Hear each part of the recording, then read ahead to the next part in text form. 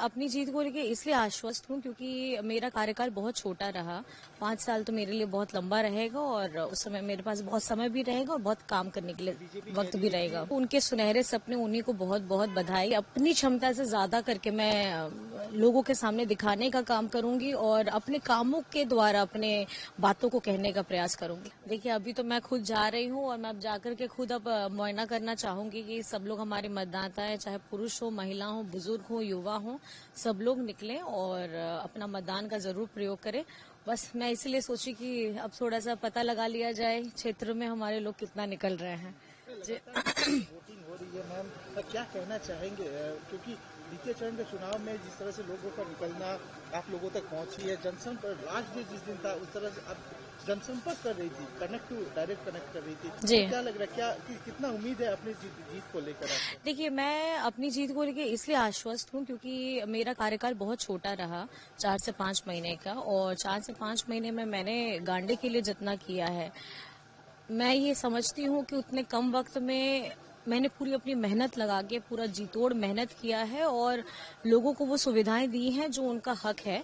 और कहीं ना कहीं अगर इतने कम कार्यकाल में मैंने इतना काम किया है तो आप समझ सकते हैं कि 5 साल तो मेरे लिए बहुत लंबा रहेगा और उस समय मेरे पास बहुत समय भी रहेगा और बहुत काम करने के लिए वक्त भी रहेगा। बीजेपी कह रही है कि 23 नवंबर जेएमएम का विदाई का दिन है और झारखंड में बीजेपी सरकार पूर्ण बहुमत से सरकार बनाने जा रही है, क्या कहना चाहिए? देखिए, अब सपने में पालना कोई बुरी बात नहीं है और वो उनके सुनहरे सपने, उन्हीं को बहुत बहुत बधाई और शुभकामनाएं। क्योंकि जिस तरीके से आपने पहले चरण में वोटिंग देखा है और हमारी लोगों का और खास करके हमारी महिलाओं का, नारी शक्ति का देखा, आप समझ सकते हैं कि पूरी ताकत से हमारी आधी आबादी हेमंत सोरेन जी को और खास करके हमारे महागठबंधन को पूरे ताकत के साथ मजबूती दे रही है। वोटर्स लगातार आप उनका एक अलग ही कल्पना सोरेन का एक स्टार कैंपेनर के तौर पर जिस तरह से पूरे झारखंड में लगा, तो क्या कहना चाहेंगे? क्योंकि जिस तरह से सैलाब देखा गया आपकी जनसभाओं में, हम लोग भी घूम जी,